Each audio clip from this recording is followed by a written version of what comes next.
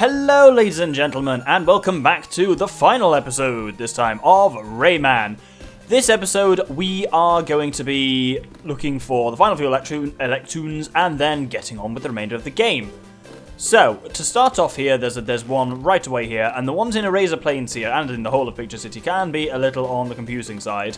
What we need to do here is hang on the edge here. There we go. Dislodge this fucker.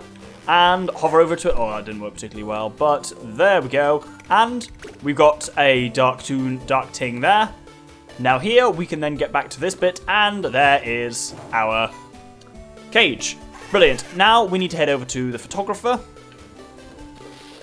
So from here, we need to work our way along these various pencils, and it's the final one here that is of interest. Is it this one? No, because that's not the final one, obviously, idiot, there's more there. My notes literally say final pencil, like, oh, maybe it's that one. No, we go up here, grab the golden fist, and listen. There we go, and that makes a sharpener appear over there. And a yin-yang underneath, fortunately, because I cocked up that sharpener, absolutely. So, from here, we need to go up and left. And if we do a full run and jump to the right, you'll notice we got... Oh, that was very close. We got an event, and now if we come back up here, it is the electoon. Oh god, I so nearly landed there on the edge of the level, which would have been really annoying, so that would have taken me straight to Scene 2, where our work continues. So this bit here, where you have this second set of kind of wavy pencils, just after this, you will notice, well, there's a spoon surfer behind me, there's two spoon surfers. Here, we drop down. What? Guess who didn't read his notes? It was me. My notes do not say drop down, they say hang, which is crucially different. So if we hang on this side here, come on. You notice something appeared. Now there is a sharpener, which, where the fuck is it? Is it further along? There we go, there it is. So we ride the sharpener, and... wait for it to come back again, I suppose. There we go. And if we look over to the left, there should be a ringy bird there. Oh, no! Oh, wow, how did I grab onto that again? That doesn't seem right. Anyway, if we jump up, we get a dark ting there, and that makes a cage appear back here. You see what I mean about these ones? Eraser Plains as a whole, but Picture City specifically, they're real complex. Anyway, I will see you now over at Scene 3. Oh, Pokemon Boy, let's avoid them. Now, this is from here where you have this kind of yin-yangs on top of the golden fist. What we need to do is try and remove whatever hilariously referred to in my notes as the Pokeboy, which is presumably the spiked one. Not that one, the other one. Can I? No, no. Oh, what the? No, come back, I think. Interesting. Yep, right, because we need to basically climb up there, so we can only do that if the spiky one is adequately removed. And if we time it... Nope, nope, stop. There we go. Well, that'll do. So now we can climb up here and onto this sharpener, just about. And now we kind of ride the sharpener. We get that. Oh, that makes a spoon surfer behind us. Kill these spoon surfers as they appear. And now we've got an elf. This elf is good. This elf means we can now proceed back through parts of the level we couldn't otherwise get to, like here. Because there's no elf in this section normally. You have to really climb up and work for that elf. So now the cage has appeared there, which is wonderful.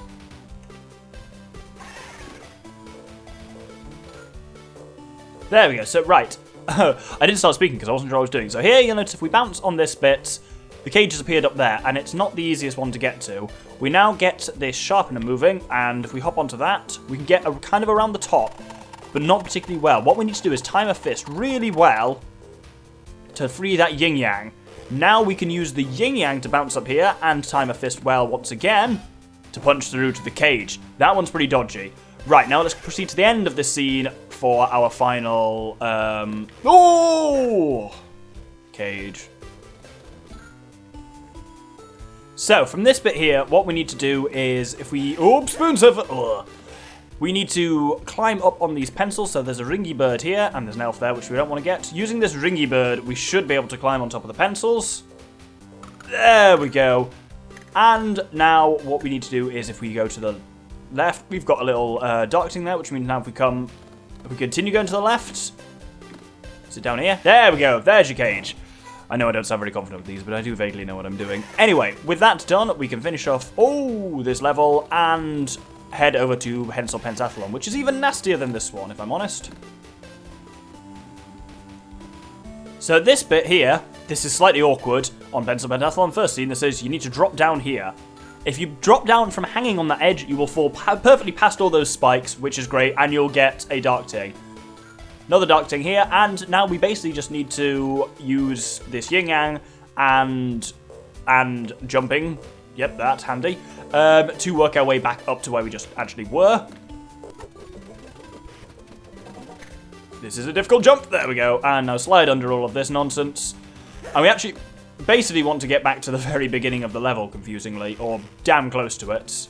If we go over here, and finally drop down here, we are literally at the beginning of the level here. And now if we proceed over to the right, you will notice there are some disappearing clouds here that weren't here before, and so now we can proceed over them, over these bouncy boys, and then bam, cage. Brilliant. That timed really well with thinking. It went bang, chong, fum, and I went bang, cage. Brilliant. Oh, that was so good. Right, let's proceed through the level.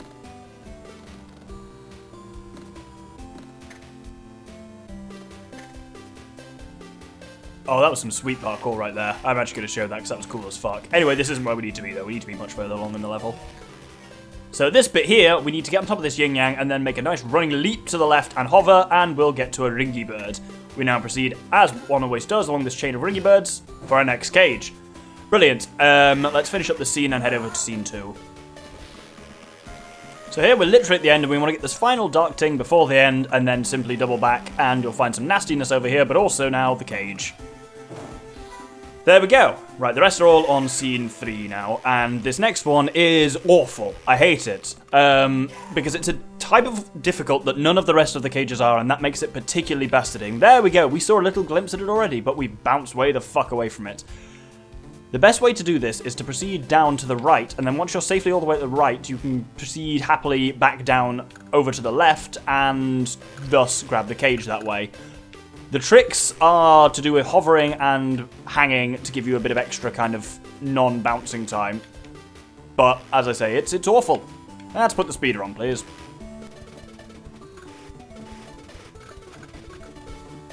Oh, I think I did that already. I'm actually nearly at the bottom. I made that real easy. Oh my goodness. Oh, last time I did that it took me like 20 minutes solid. I'm not even kidding. Right, let's proceed through this scene then.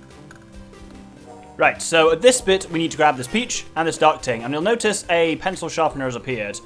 That's actually the way forward in the level. We don't want to do that. We want to ride this one instead all the way over, and I did it wrong again.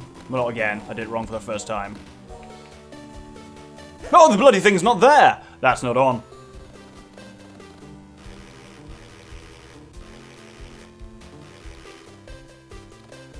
Oh, I must say, Doctor, that was some fine speedrunning. Right, let's try this again. Instead, we ignore that one, and we go all the way back this time. Having got that Dark Ting, and then hop up here. Right, let's try this again. Jump and grab onto this, and we can get the cage. Now, getting out from here is a bit of an interesting experience, because we need to make sure that the sharpener is there, and it's not. Brilliant. Well, let's get back here, because we need to be here for the next cage anyway. So this time we ride this one along left, but this time we do grab this one up to the top, and then I believe there are some pencils here we can hop onto, and then it's just a matter of proceeding over to the left along a series of pencils. Why did I say it like that? And eventually I get lost. Oh. Ah! Ah! Lightning eyes! What the fuck are these doing here? I haven't seen them here for ages, since bloody Bongo Hills. Anyway, we're actually now weirdly back at the beginning of the level at the top, but we've got the final... get out of my way. We've got the final electoon, so let's head out to Space Mama's Crater. So here, just before this kind of big slope bit here, which goes down towards the end of the level, we got a yin yang here. So if we jump on top of it, and then we look right, and then jump up, we make various pencils appear, and now we can climb up these, and at the top we will get... There we go. A peach, which triggers another event. Now if we go back down to the yin yang, and bam, there is our cage. Brilliant! On to scene 2, please. So here at this bit where we've got some pencil sharpeners and some spiky boys, from the top one at its left-hand one, at its kind of top part of its cycle, jump over and you'll find a secret series of ringy birds leading to a cage. Now let's proceed along to the right until we get to the photographer. Now here, after the photographer, you've got 2 disappearing clouds. Go down this hole where this one is. And then if we proceed along to the right here, eventually we will come to... Nope! Bugger, get off me. A bit with a yin-yang here and a bloody spoon surf ready to do unpleasant things. There we go. At this point, you need to climb onto this yin-yang and keep climbing up. And you will have heard that, blang, we triggered a dark toon, which is all we need. Not a dark toon, a dark ting. Well, not that any of them are the real names, they're called anti-toons. I suppose you should probably call them anti-tings, which makes as much sense as anything else. If we now proceed here back to where we were here. I was on the right track, I just completely bamboozled myself for a moment there. Right, let's try and actually not kill myself here, because that would be real handy. If we just proceed along the level, normally, bam, there's the cage. It appears quite late along, which is a bit shitty. Anyway, that is everything on this scene. Let's proceed on to scene 3. So, you remember me saying about my kind of code I have for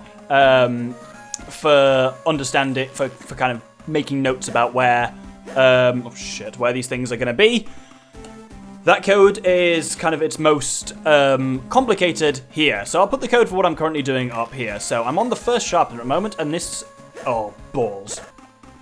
You'll notice I'm also using save states, fuck it. I don't know what happens when your round continues, and I don't want to find out. Shockingly, you may not have realised, but I'm doing this on an emulator. Oh, terrible. Anyway, what I've done here is taken the first thing, backtracked, now we're back in photographer, and it says now look up, and you will find a ringy bird. And indeed you do, so it now says proceed up and to the right.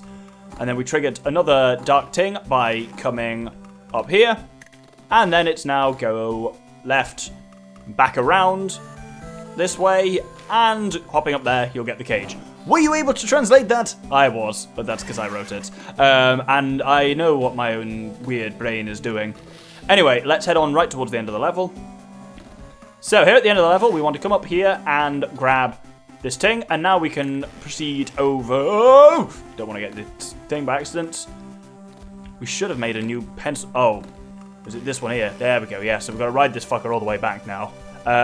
Because this is what the dark ting made appear. So if we ride this across... Ah! Balls, balls. Please come back soon. I don't want to die. I really don't want to die here. And there we go. And up here, this is now the new kind of pathway. So if we crawl through here, we've now got a series of ringy birds, or a single ringy bird. And that should be it. He says, with that notably not being it. I wanted to go higher on that ringy bird, didn't I? Ball sack. I made a second ringy bird appear above it. Balls! Oh, I feel like I shouldn't have been allowed, but very well. Right. I think we're nearly done here. I'd definitely say, yeah, Picture Cities ones are the nastiest. Just because I think the levels are also a bit harder than the Caves of Scops. But that's us finally done with Picture City, so we've just got the Caves of Scops to go. So we're going to go straight now to the first scene of Crystal Palace. So I kind of saw this one somewhat last time. On the second ringy bird here, we want to turn around and go back up the way. Hover on, and you'll have heard a dark ting trigger. Now we can go here, destroy these various boulders, and you'll notice platform here. Ride this fella up and get another dark ting, which then finally means you can see the cage we need has appeared at the bottom, beginning here, and there we go. Brilliant. These ones are all fairly close together on this first scene. So here we now need to go a bit further along. I probably should have cut, but you know, I haven't. Of when we get to a solid cloud, which is much further away than I thought. There we go. So at this point, we now head over to the right, and I've gone too far. It's up here, there we go. If we swing around with this bloke again, we actually get to a kind of weirdly hidden photographer there, and you'll notice we triggered a dark ting just by getting the photographer. And if we then jump up from that thing, bam, next one, and then finally, well, see, this is a nice thing. I don't know if I've actually talked about this or not, but if you die having got a cage, you still got the cage. Unfortunately, there's no way out of a level unless, I think game over, I don't know what happens with that, but you generally have to complete the level anyway, but it means, yeah, if you do an awkward thing to get a cage and it causes you to die, you always get the cage. Now here we want to proceed until there's a point where, I think it's just after this bit. I think there is actually another cage up over the top of this bit, but we're not fanning around with that. There's a bit where there's 4 ringy birds on top of each other. Here we go, and this one can be a bit tricky because you've got to not get punched. Now here, what we've got to do is from the 3rd one, which is there, swing and hover over to the left, and bam, there is your cage. This is what I mean when I say I think the Cave of Scopzons are actually easier, because they're all quite close together, and I genuinely just think they're easier to get than the Picture City ones, and I think these levels are easier than Picture City. Anyway, that's us done in this scene, so let's just head into the next scene. So at this bit where you've got these spiky boys, oi, that doesn't work, moving like a triangle. From this one here with the peach, we want to walk, jump and hover off the edge. Crucially, do not run. Landing on that little platform that I did is real hard to do from a run because you'll almost certainly overshoot it. So it feels like the run's not quite going fast enough, but you know, there we go. And now we basically just have to ride all the way along here, and then I believe, having now got that dark ting, we need to go all the way back. And then at this bit here, oh no, that's not what I wanted to do at all.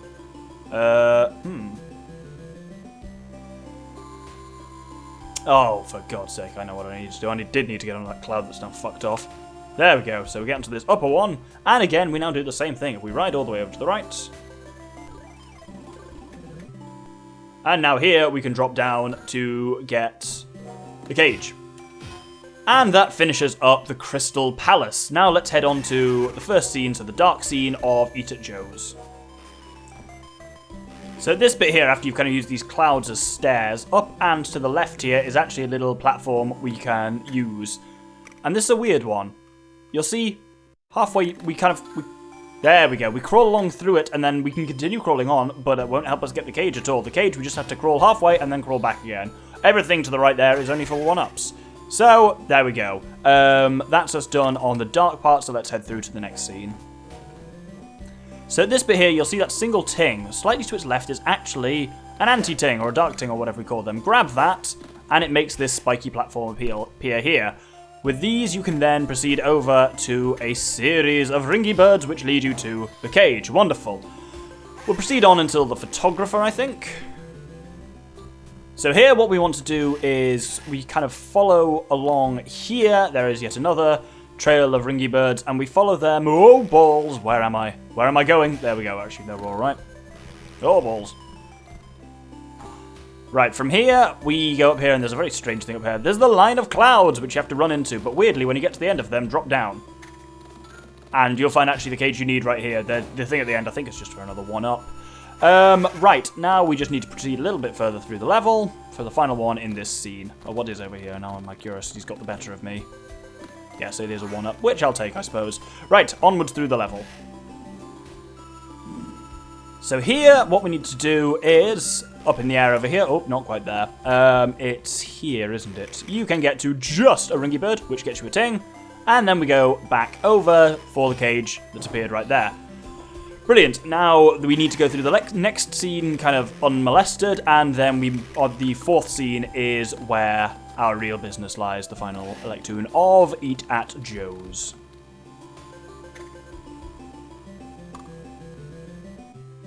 So at this point here, what we just have to do is over to the left here. You'll notice there were some tings, and then finally that gets us the end of Eat at Joe's. So I still have to do / get to do the level at the end with the really cool music, but there's no electoons left on that, so I will see you on Mr. Scops' Stalactites, the first scene. So Mr. Scops' Stalactites is another one of those strange one where there's only one scene, and so all the electoons are right the fuck next to each other, so I'm probably not even going to bother cutting at all. There's our first one, as you'll have noticed. Now we need to proceed onwards to the photographer, but I believe he's not actually that far through this level. I always get this one confused with Crystal Palace, because they both begin very similarly with some ringy birds swinging in a large cavern that's absolutely loaded with electoons. There we go, took me a while. Oh, is this a risey boy? There we go. Oh, there's a photographer near here somewhere. I'm sure I didn't just make it up. Come on. This feels photographic. There we go, he's down here. So that was actually the dark tune we wanted to get, was that one there. Because we'll notice now, I'm just going to grab the peach, but down to the left here, there's a ringy bird, and you'll have to take my word for it, that wasn't there before. And if we proceed over with these guys, we get, bam, another cage. 3 down, 3 to go. Right, we need to go back to the photographer, and this time, if we head right, there'll be a platform, this one with the stalactites on here. We fall down on it, all the way down, and then quickly... What have I done here? We grab the cage. Oh, but I drowned. Oh well, back to the photographer we go. Oh, well, we're close to finding out what happens when Miranov continues. I suspect I'm not going to use them all on this level, but perhaps on the final level. I don't know.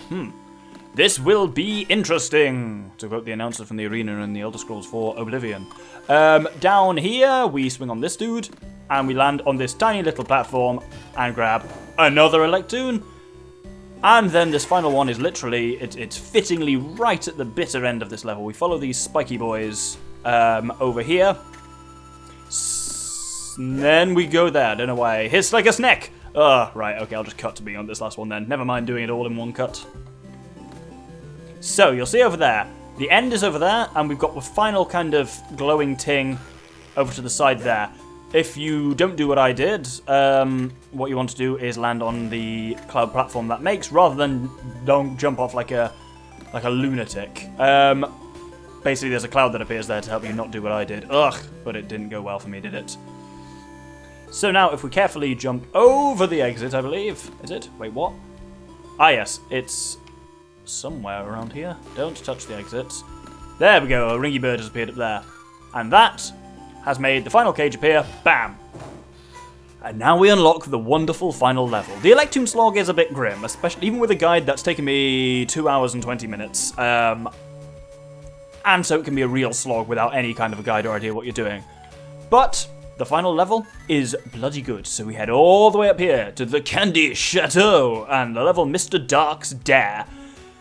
In a sense, consider this entire level to be a boss fight with Mr. Dark, because you face him multiple times throughout the level in different forms, and it's so good, and it really does make up. Music is fantastic too. So let's begin with spoon surfing to infiltrate the Candy Chateau.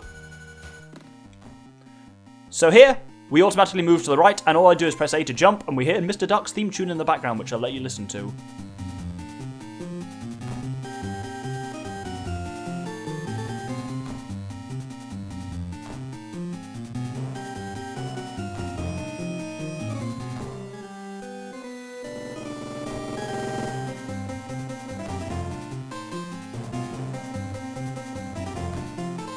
Oh, treacle! It's not even treacle, it's probably maple syrup.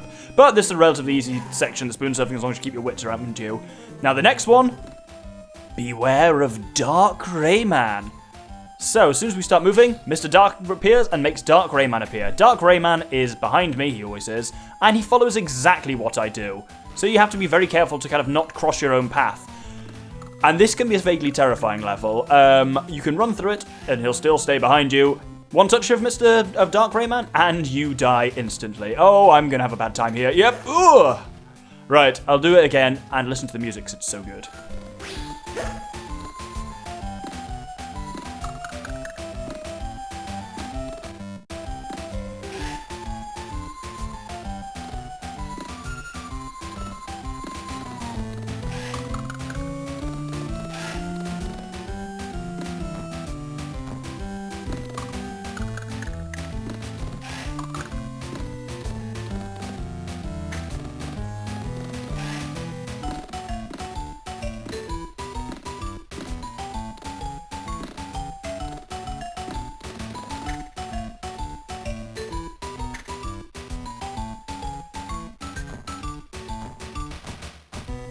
Fun fact, who wants a weird musical interlude at this point? This music is in ballad meter, which means various poems that are also written in ballad meter can be sung to it. If you're particularly bored, listen to that last section again and you can sing the lyrics to The Reigns of Castamere from Game of Thrones will fit to it. The Sorting Hat's new song from the 4th Harry Potter book. Music is fun. Anyway, there's a really evil part at the end of this level. Oh, I've cocked up, haven't I? Yes. Fuck me! Ooh! Okay, I can't go back over him at that point. I'm going to have to trick him and jump over him here. There we go. God, it can be a bit horrifying, this level, because it's just a bit tense. And this final bit is nasty. So you need to go over this, and this forces you to cross your path really nastily. Trigger the entrance here! So that's made the exit appear, and then jump back over him and get over here to the exit. There's no way to do that without seriously crossing your path. Or, it's great. So, time for more fuckery from Mr. Dark. So this time he's put a curse on us which reverses our control. So I'm holding left there and I'm holding right. So left and right are swapped around. This level, the Candy Chateau, is really well designed, as in the bad... right, so basically I call him Bad Rayman sometimes, because on... oh, ballsack! Yeah, basically on older versions of this game, I keep thinking Dark Rayman's going to be behind me, but yes, on... You can fuck right up. God, he really takes a fair few hits, doesn't he? Yeah, on older versions of this game, he's called Bad Rayman rather than Dark Rayman, which is probably just an odd translation. So I kind of sometimes think of him as that, sometimes as Dark Rayman. It really does depend. But yes, so that level is really cleverly designed to mean that you have to cross yourself a couple of times, and it's really nasty for making you do that. This level, so that guy if he hits the ground will, as you can see, stun you. So don't let that happen. Just knock him off the edge. This level is a lot of really precise platforming, which is really obviously bloody hard to do when your controls are reversed, because despite what you might think... Ooh, well, I'll get to that later. Maybe. Despite what you think, your brain doesn't adjust to it particularly well. But yeah, you never really figure out that right is left and left is right. And as such, whenever you have to... Damn game keeps interrupting me. Yeah, whenever whoop like there, you have to change direction. Ah, someone dropped a bomb on me. When you have to change direction, you have to obviously then change what direction you're facing in the opposite direction, and it's really hello, nasty. Oh my goodness. Yeah, I just always find it a bit of a shame that you have to get all the electoons. If it was like a barrier, like get half of the electoons or something, but it doesn't specify what levels they have to come from. I think that would be a bit better, because then you something nasty's a bit down there. Oh, there we go. Because then it's not like having to brutally 100%. It means if you can't find some electoons, you can still go forward and, continue, like, playing the game. There we go from here. But the fact that you do have to kind of... It can be a real... It's like the Triforce hunt at the end of Wind Waker, but potentially worse. That it can be a real kind of hit... where did I go from here? Oh, there we go. Ballsack! Oh, there's another continue. Right, fuck this nonsense. It's time for a ludicrously ballsy shortcut. It's not even that ballsy. You can just jump straight down here and avoid a lot of nonsense. So, now of course it brings... you maybe had noticed this or not, but these, like, sections with pudding on top of them suffer from ice physics. Note I was going to say have ice physics there, and then I wanted to make my feelings on ice physics plain, so I said suffer from ice physics to make it clear that I'm not a fan. Oh, right, so now you have to do a bit more slippy sliding, which is fine. When does the nonsense happen? There's some more nonsense. Don't you worry, we're not done yet. There, my controller's back to normal now. Wonderful. Not for long, though. So we'll grab an extra photographer here, and then there's Mr. Dark again. Now, I'm not doing that. All I'm doing is pressing A. You are now permanently running to the right. Not so difficult here. You can't helicopter either, so just basically think of this like the spoon surfing that we did at the beginning of the world. I'll take that, thank you. Because you just need to make sure, as long as you can jump, you're absolutely fine. So this is what I mean when I say this whole world is kind of a boss battle against Mr. Dark, because he puts Bad Rayman against you. There he is. He's freed the curse from me, but now he's taken away. I'm pressing B there. He's taken away my ability to punch, which is always an interesting one. So yeah, he throws you Dark Rayman, he throws you, the spoon surf to break into it, then he throws you Dark Rayman, he throws you the backwards curse, he throws you the running curse, and then he throws you the no punching curse. So yeah, the whole thing is kind of this boss fight, but now let's actually get into the Mr. Dark boss fight proper.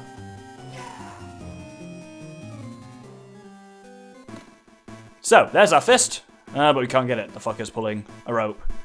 What a shit he is. So, we're going to fight Mr. Dark in a number of forms. First off, he starts blasting fireballs at you. You can see how these ones are moving, so just position yourself so they do go around you. Two of them have now appeared on the ground, so they start dancing left and right. And of course, this makes now, you've got to walk between them, and this makes dodging him far more difficult, because now he'll do these while the dancing flames are there, which gives you less room to maneuver, and now they dance, and he fires more fireballs at you, so you've just got to keep dodging them. I really thought it moved more during the section. Oh well. And, oh yeah, there we go. That's a nasty bit. And there's your timing on it. And once you've dodged him enough, he'll say, "You're doomed, Rayman." I imagine that's what Mr. Dark sounds like. I don't know. He probably sounds more ludicrous given the cartoon nature of this game. But look, it's all the electoons that we saved. And they give us our fist back. Now we fight Mr. Dark in 3 forms. He transforms into hideous half-breeds of all the bosses we fought so far. So we begin with the Scops Man, which is Mr. Scops and Mr. Stone. What we need to do, the rhythm for him is pretty obvious. You just hover and then punch him in the face. He'll do that scooting attack every time. Hover, punch. And then that way you can always hit him and guarantee you won't get hit by his fist on the way down. So this is nice and straightforward. So if you think of all the bosses we fought so far, he transforms into a number of disgusting hybrids. You see, if you jump up there, he blocks his face. You gotta wait until he's scooted his hand over, and then there we go. And one more hit should bring him down. There we go, we'll have a peach. Actually, I don't want to get that yet if I can avoid it. So these things are Space Mama crossed with Mosquito, and they're really weird. But like Space Mama, you can kind of stun lock them pretty effectively. And then we get onto the final half-breed. So we're tiny now, and this is a mixture of Space Mama, Mr. Scops, and Mr. Sax from the jumping, and Mosquito for the face. So the trick for this one is jumps, and then it bounces in the air, then hover and punch. If you don't hover, you won't have really enough time to hit him. You can't jump and just punch him. You've got to use the bounce, hover, punch. All 3 of these boss fights are basically about just establishing a rhythm. The Space Mama ones, we just fought the little Space Mama Mosquito ones, can be tough if you don't realize that much like the Space Mama battles, you can pretty much just wail on it constantly. And this is the final hit. Wallop! And that's it. We don't actually fight Mr. Dark himself in any form, which I always found slightly irritating. But hey, you fight him in all those different forms, so I think it's an enjoyable enough finish. So we get all these little things, everyone's happy again. Oh look, it's those weird clown things we only met 2 minutes ago. It's a Broomy having tea with Batilla the Fairy. I don't even know what that is. Is that the Firefly from Eat at Joe's? Maybe. Space Mama on the beach. Mosquito fishing with Tarzan? Was that, or no, is that the guitarist? Joe, Tarzan, and Rayman on the beach. Happy Mr. Scops on the pirate ship. And a skiing electoon. Wonderful! So that is the end of Rayman. It's been a fun little side project. It's a weird one, because as I've said throughout it, kind of talking over... Oh, my brain just stopped completely there. Talking over a 2D platformer is not the easiest thing to do. It doesn't provide you a lot of things to work with. And so it was kind of a bit of an odd recording, and then I had to just put a lot of time into getting the electoon stuff ready, because that's just really grueling. Like I said, but I've been recording, I started the electoon once night, I've been recording for nearly 3 hours, 2 hours 45, so that's pretty intense. But I do like the Candy Chateau, I like the way the game finishes off, even if it always did sadden me, you don't really get to have a proper showdown with Mr. Dark, or much of a conclusion, but... And that's not really just on the Game Boy Advance version, it's like that on all versions, this game is just... plot was less of a thing back then. Based on original idea by Michel Ancel. And Frédéric Hude, don't forget him. So, what's next? Well, next we go to a project that's been anticipated for a while, because it's a sequel to 2 games I've already done on the channel. And it's the conclusion of that trilogy as well. And it's a really good game, I really enjoy it. So next will be Metroid Prime 3, Corruption. As in, that's with a colon, not colon corruption. That would be awful. I'm going to say that next time I've got the shits. I've just got colon corruption today. It's done a real Metroid Prime 3 in the toilets. That's disgusting. I'm an animal. There's a surprising amount of credits here for a Game Boy Advance port of an old 2D game. I guess this had a surprising production staff. But yes, that'll air for probably about... I think that'll probably be 20 episodes. It'll be a mid-length one, but it should be a really good one. You know me, I've already designed fancy visualizers and maps and everything. I do like the Metroid Prime games generally. Prime 1 and 2 have both done really well on the channel, and Prime 3 is a bit different because it's the first one. So the other 2 have been doing the Wii remakes, but this one is the first one that's properly written for the Wii, so it actually has a lot more stuff that wasn't in just the remakes of 1 and 2, so it's a bit more designed for the Wii. And it's quite different to the other ones. Whereas 1 and 2 were clearly built on the same engine, this is a bit of a new engine, so it handles a bit more differently, and you've got a lot of quite cool stuff in there. And you've got voice acting, which is kind of cool. You can travel to multiple worlds rather than just exploring zones on the same world, so it's a bit bigger feeling, and it really does have a lot more active plot, not just plot that you go and discover like Prime 1 and 2. It's got some active plot that you really don't have to go out and find. It comes to you, and it really brings the plot, the kind of all the phase-on and stuff like that that's been going on in the trilogy, brings all of that kind of to a head. So that's going to be up next. Thanks for watching Rayman, and I hope you'll join me next time for Metroid Prime 3. Here's a little sneaky peek of it. Thank you very much, and good day.